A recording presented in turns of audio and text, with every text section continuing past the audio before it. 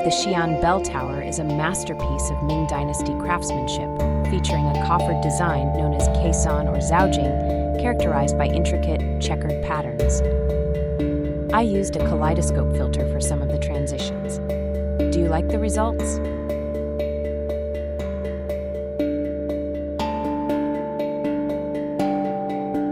The interior ceilings are adorned with traditional colorful paintings and gilded decorations from the Ming and Qing eras. These include swirling and square motifs, often in vibrant blue, green, and gold tones.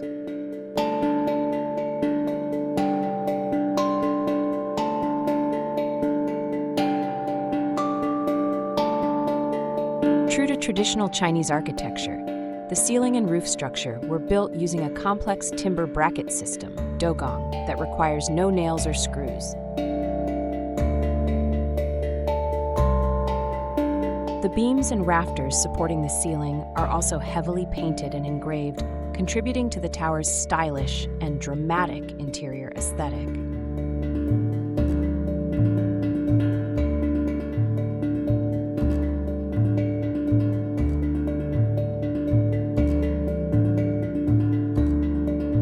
When in Xi'an, this ancient tower is a must-see.